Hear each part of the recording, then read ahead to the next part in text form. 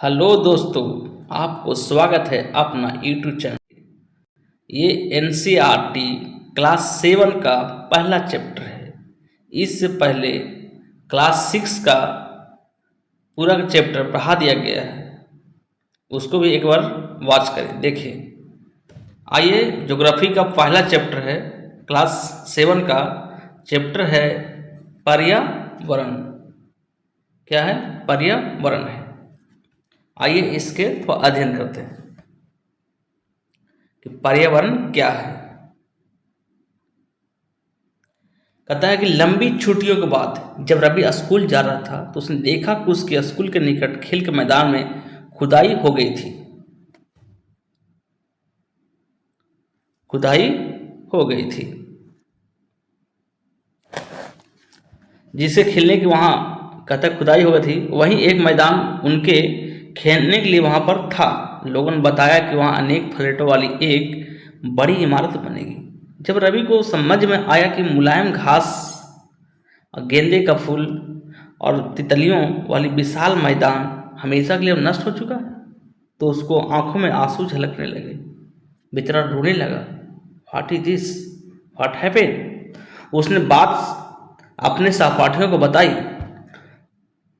सुबह के सभा में प्रधानाचार्य बहुत उदासी से कहा। सुबह जब असेंबली होता है वहां प्रधानाचार्य ने बताया कि देखो कैसे हमारा पर्यावरण बदल रहा है।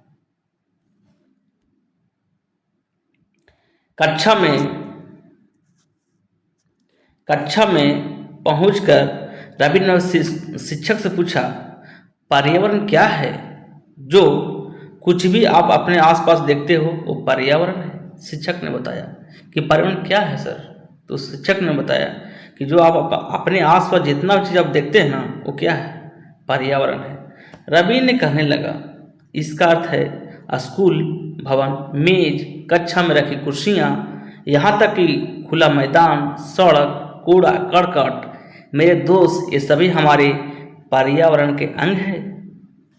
शिक्षक ने कहा, हाँ। क्या बोला? हाँ। शिक्षक ने कहा, लेकिन जरा रुको, कुछ वस्तुओं का निर्माण प्रकृति ने किया है, जैसे पर्वत, नदियाँ, पेड़, प्राणी, जबकि कुछ अन्य का निर्माण मानव ने किया है, जैसे सड़क, कार, कपड़े, किताब आदि। आप दो दो छात्र मिलकर कार्य कीजिए कि अपने निकट बैठे सहपाठी के साथ मिलकर प्रकृति एवं मानव द्वारा निर्मित वस्तुओं को सूची बनाइए। समझ गए? आगे आते हैं। कहता है कि पर्यावरण हमारे जीवन का मूल आधार है। हमें सांस लेने के लिए हवा, पीने के लिए जल, खाने के लिए भोजन और रहने के लिए भूमि प्रदान करता है। ठीक है। मानो इस पर्यावरण, कहता है कि मानो इस प्राकृतिक पर्यावरण को कैसे परिवर्तित करता है, मतलब प्रभावित करता है। आप खुद समझते हैं परिवर्तन कैसे करता है। कार का धुआं वायु को प्रदूषित करता है। पानी का पात्र एकत्रित किया जाता है। भोजन के बर्तनों में परोसा जाता है और भूमि पर कारखानों का निर्माण किया जाता है। अब देख सके मानव जो एक्टिविटीज है, ठीक है, वो पर्यावरण क्या करता है? परिवर्तन करता है। पहले पर्यावरण कुछ और है, अब कुछ और हो रहा है। मानव कार, मील, कारखाने एवं बर्तनों का निर्माण करता है। इस प्रकार मानव क्या करता है? प्राकृतिक पर्यावरण में बदलाव करता है, परिवर्तन करता है। चलिए आगे बढ़ते हैं। ठीक है, यहाँ देखिए क्या कहा गया। कहता रवि, परमजीत, जेसी, मुस्तफ़ा, आशा, ये सभी यहाँ सूची बनाने के लिए उत्सुक थे। इकबाल ने पूछा, हमारा पर्यावरण क्यों बदल रहा है? शिक्षक ने उत्तर दिया, ऐसा हमारी जरूरतों के कारण हो रहा है। इसे दिन प्रतिदिन बढ़ती जा रही है। ठीक है। बदलने का मेन क्या है? हमारी ज़रूरत बदल गया, लोहा से उसको अलग औजार में बदल दिया। ये क्या है? हमारा ज़रूरत था, लोहा से ट्रेन बना दिया, लोहा से ब्रिज बना दिया। ये क्या? हमारा पर्यावरण बदलाव ही तो है। आइए यहाँ देखते हैं ये क्या बोला है। पर्यावरण के घटक कौन कौन से घटक है? पर्यावरण प्राकृतिक पर्यावरण देख लीजिए, इसमें क्या आता है? वायु, इसमें क्या आता है? जल, इसमें क्या आता है? स्थल। ये प्राकृतिक है। मानव निर्मित देख लीजिए, मानव क्या क्या निर्मित कर सकता है? इमारत, पार्क, पुल, सड़क, स्मारक और उद्योग। मानव खुद एक पर्यावरण का हिस्सा है। और मानव पर्यावरण कौन कौन आता है देख लीजिए। एक व्यक्ति हो सकता है, पूरा परिवार हो सकता है, समुदाय हो सकता है, धर्म हो सकता है, शैक्षिक हो सकता है, आर्थिक हो सकता है और राजनैतिक स्थिति हो सकता है। समझिए, ये सब क्या है? पर्यावरण का घटक है। इसलिए हम प्राकृतिक पर्यावरण परिवर्तन करते हैं और कभी कभी उसे नष्ट भी कर देते हैं, हमेशा के लिए खत्म कर देते हैं। नो पर्यावरण। ठीक है, आगे आते हैं। पर्यावरण यहाँ पर बताया गया है कि जीवीय और अजीवीय, जिसमें प्राण है वो जीवीय होगा और जो निर्जीव है वो अजीवीय होगा। कहता है कि सजीव पर्यावरण का संसार जैसे पादप और जंतु, अजीव में देख लीजिए निर्जीव पदार्थ का संसार जैसे स्थल, पहाड़, इस तरह से। अब ऊपर आते हैं, क्या बोलता है? ऊपर के वार्तालाप से आप समझ गए होंगे कि किसी भी जीवित प्राणी के चारों ओर पाए जाने वाले लोग, स्थान, वस्तुएं एवं प्रकृति को पर्यावरण कहते हैं। यहाँ डिफिनेशन दिया गया पर्यावरण क्या है। कहता है ऊपर के वार्तालाप समझ गए, जितना अभी तक हम लोग पढ़े उसके सब समझे होंगे कि पर्यावरण क्या है, जितना भी आसपास जो भी है। कहता है जीवित प्राणियों, मतलब आप जीवित है, हम जीवित, सबको जीवित है। जीवित प्राणियों के चारों ओर, हमारे चारों जितने भी वस्तु हैं, चाहे स्थान होगा, चाहे लोग होंगे, चाहे वस्तु होगा, चाहे प्रकृति कुछ भी है, वो क्या होगा? पर्यावरण है। क्या हो? पर्यावरण कहलाता है। पर्यावरण भी दो तरह का होती है। कहता है कि यह प्राकृतिक एवं मानव निर्मित परिघटनाओं का मिश्रण है। समझ गए? सिर्फ प्रकृति का नहीं, उस मानव भी निर्मित किया। हमारी तरफ सड़क है, टेम्पल है, घर है, ये क्या हम लोग बनाए? माउंटेन है, रिवर है, ये प्रकृति ने दिया हुआ है। तो दोनों मिला के पर्यावरण का निर्माण होता है। प्राकृतिक पर्यावरण में क्या हो सकता है? पृथ्वी पर पाए जाने वाली जीवीय अजीवीय दोनों परिस्थितियों सम्मिलित है। ठीक है, अब आगे आते हैं। जबकि मानवीय पर्यावरण में मानव जो परस्पर क्रियाएं होती है, गतिविधियां होती है, उनके द्वारा बनाया गया सम्मिलित जितना होता है वो भी आता है मानव पर्यावरण में। समझ गए? पर्यावरण दो तरह का होता है। एक प्राकृतिक पर्यावरण जो नेचर द्वारा आपको दिया गया है। ठीक है, जैसे पहाड़ हो गया, पृथ्वी हो गया, टेम्पल नहीं, पहाड़ हो गया, पृथ्वी हो गया, झरना हो गया, नदी हो गया, ये सब प्राकृतिक पर्यावरण है। मानव में कौन कौन हो सकता है? जैसे आप टेबल है, जैसे लैपटॉप पढ़ रहे हैं तो लैपटॉप हो गया, मोबाइल हो गया, जैसे आप घड़ी हो गया, ये सब जितना मानव द्वारा निर्मित है, ये क्या है? मानव निर्मित पर्यावरण है। चलिए, इसमें थोड़ा सा बताया गया है कि प्राकृतिक पर्यावरण, इसके बारे में थोड़ा अध्ययन करते हैं। इससे पहले एक शब्द उत्पत्ति के बारे में जानते हैं कि शब्द उत्पत्ति क्या कह रहा है। कहते हैं पर्यावरण यानी एनवायरमेंट शब्द का उत्पत्ति फ्रेंच शब्द एनवायरनोर शब्द से हुई है, जिसका अर्थ क्या होता है? पड़ोस होता है। क्या होता है उसका शब्द? पड़ोस होता है। समझ गए? अब आते हैं प्राकृतिक पर्यावरण के बारे में पढ़ते हैं। इसमें कहा गया प्राकृतिक पर्यावरण कि भूमि, जल, वायु, पेड़ पौधे, जीव जंतु मिलकर क्या बनाते हैं? प्राकृतिक पर्यावरण बनाते हैं। स्थल मंडल, जल मंडल, वायुमंडल, जैव मंडल आपस में मिले ही ये परिचित होंगे। आप पहले भी पढ़ा चुके हैं, आपको क्लास 6 में जब पढ़े होंगे, और नहीं तो जाकर पढ़िए, सब पढ़ाया हुआ है, प्ले लिस्ट में डाला हुआ है। बिल्कुल शानदार तरीके से पढ़िए, एनसीईआरटी बहुत मज़ेदार, बहुत मजा आएगा आपको। ये जैसे स्थल मंडल हो गया, जल मंडल हो गया, वायुमंडल हो गया, जैव मंडल, सब क्या, ये सब क्या है? एक पर्यावरण का हिस्सा है। अब इनके संबंध में कुछ तत्वों को जानकारी प्राप्त करते हैं। पृथ्वी को ठोस परपट्टी या कठोर ऊपरी परत को हम लोग क्या बोलते हैं? स्थल मंडल बोलते हैं। आप इस चीज को समझिएगा कि अगर वो पूछे कि स्थल मंडल क्या है, तो पृथ्वी की ठोस परपट्टी या कठोर ऊपरी जो परत है ना, वो क्या है? स्थल मंडल है। यह चट्टानों एवं खनिजों द्वारा बना होता है, मिट्टी के पतली परत से ढका होता है। यह पहाड़, पठार, मैदान, घाटी जैसी विभिन्न स्थलाकृतियों विषम धरातल होता है। ये स्थलाकृतियां महाद्वीपों के अलावा महासागर की सतह पर पाई जाती है। समझ गए? इस तरह से आप समझ गए क्या होता है स्थल मंडल। इसको थोड़ा इधर करते हैं।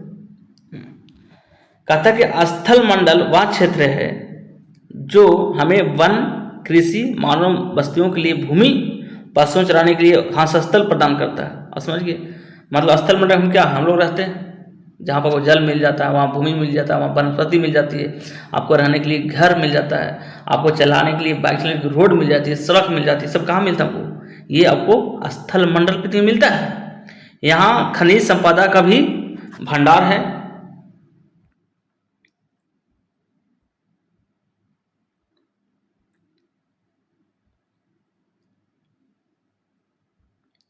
आगे आते हैं, देखिए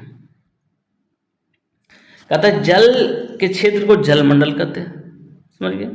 जहाँ जल पाया जाता है उसे क्या बोलते हैं? जल मंडल कहते हैं। यहाँ जल के विभिन्न स्रोतों जैसे नदी, झील, समुद्र, महासागर आदि विभिन्न जलाशयों का मिलकर बनता है। ठीक है, जल मंडल में क्या कहता है? जैसे नदी हो गया, झील हो सकता है, समुद्र होता है, महासागर हो सकता है, ये सब क्या है? जल मंडल है। यह सभी प्राणियों के लिए आवश्यक है। भाई जल के बिना तो जीवन हो ही नहीं सकता है, चाहे कोई भी प्राणी जीव जंतु क्यों नहीं हो, उसको जल चाहिए ही चाहिए। पृथ्वी की चारों ओर फैली वाली जो कहता है पृथ्वी की चारों ओर फैली वायु को पतली परत क्या बोलते हैं? वायुमंडल कहते हैं।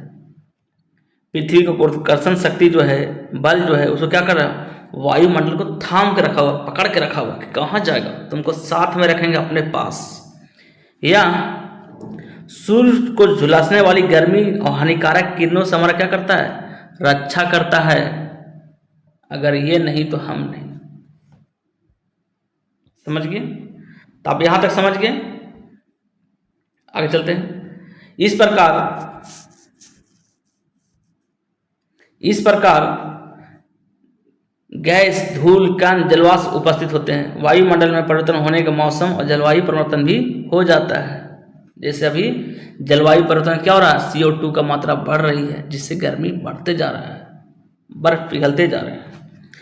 पादप और जीव जंतु मिलकर क्या बनता है? जैव मंडल बनता है। ये बहुत इंपॉर्टेंट है।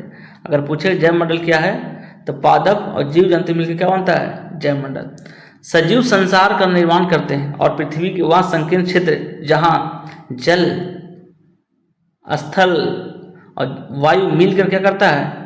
जीवन को संभव बनाता है। ठीक है, अगर जैव मंडल में क्या क्या सम्मिलित है तो पहले स्थल, जल, वायु, जहाँ पर तीनों मिलता है वहीं क्या होगा? जैव मंडल। और वहाँ क्या हो सकता है?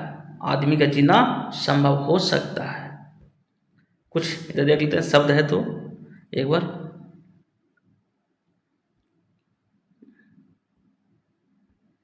यहाँ देखते हैं। इसमें कहा कि परितंत्र क्या है। ठीक है, इसे आप पढ़ाते नहीं पढ़ते तो अच्छा समझ में आएगा इसे। चलिए, परितंत्र क्या है? रवि की कक्षा NCC कैंप में जेसी आचार्य से कहा, कहते रवि कक्षा के NCC कैंप में जेसी ने आचार्य से कहा कितनी मूसलाधार वर्षा हो रही है। इससे मुझे अपना केरल याद आ गया। वो बच्चा केरल का था। तुमको सबको आकर देखना चाहिए कि कैसे हरे भरे खेतों और नारियलों को बगानों में लगातार बारिश होती रहती है। सभी जैसलमेर के रहने वाले हीरा तभी जैसलमेर के रहने वाला हीरा ने कहा, आश्चर्य से कहा, हमारे यहाँ आओगे ना तो वर्षा होती नहीं है। हमें दूर दूर तक केवल कीकर और रेत नजर आती है, लेकिन वहाँ ऊँट कभी मिलते हैं। वहाँ ऊँट का ही मजा मिलेगा आपको। आकर मेरे राजस्थान में कभी देखो, जैसलमेर में वर्षा तो कम होती है।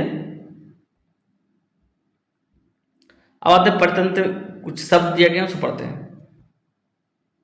ये हो गया यहाँ, कहता परितंत्र, कहता वह तंत्र जिसमें समस्त जीवधारी आपस में एक दूसरे के साथ तथा पर्यावरण के साथ भौतिक एवं रासायनिक कारकों के साथ परस्पर क्या करते हैं? क्रिया करते हैं, जिसमें वो निवास करते हैं। ऊर्जा और पदार्थ को हस्तांतरण द्वारा संबंध है। समझ गए ना? परतंत्र क्या है? एक दूसरे पर डिपेंड होना। जैसे अगर पेड़ पौधे ऑक्सीजन छोड़ रहे हैं तो हम ऑक्सीजन क्या कर रहे हैं? ले रहे हैं। हम कार्बन डाइऑक्साइड छोड़ रहे हैं तो पेड़ पौधे क्या कर रहे हैं? ले रहे हैं। यानी एक दूसरे से क्या है? संबंध है, संबंध है। ठीक है, वो नहीं तो हम नहीं। आगे आते हैं। ये आपका परितंत्र का तालमेल दिया हुआ है, आप देख सकते हैं। एक फिगर पर छूट गया, इसको देखते हैं। हाँ ये है ना, ये जैव मंडल था, इसको बताते हैं एक बार। कहता है जैव मंडल में समझ गए थे जहाँ तीनों चीज मिलता है, स्थल, वायु और जल, ये सब मिलके क्या बनता है, जैव मंडल।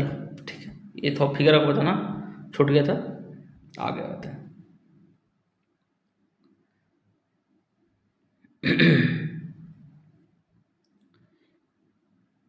कहता है हीरा ने कहा ऊँट तो मिलेंगे ही, तुम हमारे स्थान आओगे तो तुम्हें सांप, छिपकली, अनेक कीट भी देखने को मिलेंगे। राजस्थान में कीट होते हैं छोटा छोटा। हैरत रवि हैरत में पड़ गया, कहा विभिन्न स्थानों पर पाए जानवर, जीव जंतु, वनस्पति, लोगों का रहन सहन के तरीके इतना भिन्न क्यों हैं? आखिर डिफरेंसेस क्यों है भैया रहन सहन में? वहाँ के लोग कुछ और पहनते हैं, यहाँ के लोग कुछ और पहनते हैं। क्या सभी का एक दूसरे के साथ संबंध है? बिल्कुल, बहुत संबंध है। शिक्षक ने कहा सभी पेड़ पौधे, जीव जंतु, मानव अपने आसपास के पर्यावरण पर आश्रित हैं, प्राय एक दूसरे पर भी आश्रित हैं। जीवधारियों, कहता है जीवधारियों अपने आसपास के पर्यावरण बीच के संबंध का परितंत्र निर्माण करते हैं। ठीक है, वन, घन घास स्थल, रेगिस्तान, पर्वत, झील, नदी, महासागर, छोटे छोटे ताल का एक भी परितंत्र हो सकता है। परितंत्र आप समझ के पूरी तरह से जो भी एक दूसरे से संबंध होना, मतलब नेचर के ऊपर डिपेंड होना, इस तरह से क्या परितंत्र को निर्माण करता है। क्या आपको लगता है कि जिस पार्क में रवि और उसके मित्र खेलते थे वहाँ भी एक परितंत्र का बनता था? यस, बिल्कुल, क्यों नहीं भाई, वो मेरा परितंत्र का हिस्सा था, जो क्या कर दिया, लोगों ने उजाड़ दिया। बहुत दुख होता है इस बात को सुन करके। आइए कुछ जानते हैं। कहता है प्रत्येक 5 जून को विश्व पर्यावरण दिवस मनाया जाता है। बहुत इंपॉर्टेंट है, इसको आप याद कर लीजिए, वेरी वेरी इंपॉर्टेंट, VVI। ठीक है, 5 जून के क्या मनाया जाता है, विश्व पर्यावरण दिवस मनाया जाता है। शब्दावली भी देखते हैं, कुछ दिया हुआ है, उसके बाद पहले सब समझते हैं। कहता है कि मानवीय पर्यावरण क्या है। अभी तो आपको नेचर, प्राकृतिक पर्यावरण समझ गए, उसमें कोई डाउट नहीं है। अब आते हैं मानवीय पर्यावरण। कहते हैं मानव अपने पर्यावरण के साथ पर्पस क्या करते हैं, क्रिया करते हैं, उसमें अपनी आवश्यकताओं के अनुसार परिवर्तन करता है। प्रारंभिक मानव स्वयं को प्रकृति और अनुरूप बना लिया था। जीवन सरल था। स्टार्टिंग में क्या था, मानव खुद प्रकृति के पर्यावरण में ढले हुए थे, प्रकृति को परिवर्तन नहीं कर रहे थे। लेकिन जैसे से मानव का अंदर दिमाग आया, प्रकृति को ही चेंज कर दिया कि भैया हम चेंज नहीं होंगे, अब आपको चेंज करेंगे। कैसे नहीं चेंज होंगे? पहले क्या था, जीवन बिल्कुल सरल था, आसपास की प्रकृति को, उनकी आवश्यकताओं को पूरी हो जाती थी। समय के साथ साथ क्या हुआ, कई प्रकार की आवश्यकताएं बढ़ने लगी। मानव ने पर्यावरण को उपयोग और उसके परिवर्तन करने के लिए कई तरीका सीख लिए। उनके फसल उगाना सीख लिए, पशुपालन करना सीख लिए, अस्थायी जीवन जीना सीख लिए। पहले क्या था, लोग एक जगह से दूसरी जगह क्या होते थे, भटकते रहते थे, शिकार करते थे, खाते थे और दिन से आराम से चैन से सोते थे। भैया अब तो बहुत टेंशन है। अब क्या हो गया, लोगों ने अपना जीवन अस्थायी कर लिया। क्या अब यहाँ से हिलेंगे नहीं, चल जाएगा लाठी, चल जाओ लाठी, देख लेंगे। सबसे पहले मानव ने क्या किया, आविष्कार किया पहिया का। आदि मानव ने आवश्यकताओं को अधिक अन्न उपजाया, मतलब आवश्यकता से अधिक अन्न उपजाया और लोगों को क्या किया, वस्तु विनिमय पद्धति के द्वारा क्या हुआ, विकास किया। मतलब एक दूसरे से आदान प्रदान किया कि भैया अगर तुम ज़्यादा आलू उगाया है तो हमको दे दो, हमको पास ज़्यादा चावल है तो तुमको दे देते हैं, और दोनों मिल के भाई क्या करेंगे, बांट छुट के खाएंगे। ये पहले सिस्टम था जिसको हम लोग क्या बोलते थे, वस्तु विनिमय पद्धति कहते थे। लेकिन अब बदल गया, अब क्या गया, कैश आ गया, कैश यानी कैश पे ऐश, ऐसा हो गया। ठीक है, अब विनय पद्धति क्या हुआ, वस्तु विनय पद्धति समाप्त हो गया, अब सिर्फ कैश पे चल रहा है भैया। व्यापार आरंभ हुआ, वाणिज्य का विकास हुआ, औद्योगिक क्रांति आई और बड़े पैमाने पर क्या हुआ, उत्पादन शुरू हो गया। ठीक है, परिवहन का तेज हुआ, सूचना में क्रांति आ गया। ठीक है, विश्व में संचार का सहज सुलझ हो गया और विकास तेजी से होने लगा। ठीक है, ये था यहाँ पर वस्तु। इसको देख लीजिए और शब्दावली में वस्तु विनय पत्ती के बारे में जानते हैं कि इसमें क्या कहता है कि वस्तु विनय पत्ती को अदली बदली करते थे और धन का प्रयोग नहीं करते थे। आप क्या करते हैं, धन का प्रयोग करते थे। ठीक है, ये जमाना बदल गया भैया, चलो आगे चलते हैं। लोग बदल रहे हैं, आप भी बदलिए। कि आप जानते हैं कि आप गर्मी के में रसीला तरबूज और सर्दी में भुनी हुई मूंगफली क्यों पसंद करते हैं? क्योंकि वह शरीर का जरूरत है। प्रकृति के मानवीय पर्यावरण के बीच सही संतुलन होना आवश्यक है। मानव को पर्यावरण के साथ समरसता के रहने के लिए इसका उपयोग करना सीखना चाहिए। रवि की कक्षा में मिजोरम की एक लड़की नूरी थी। कौन थी? नूरी। वह अक्सर अपने स्थान की हरियाली की बात करती थी। खेल के मैदान नष्ट होने के कारण रवि की उदासी देखकर नूरी ने उससे अपने छुट्टियों में अपने घर मिजोरम आने के कहा।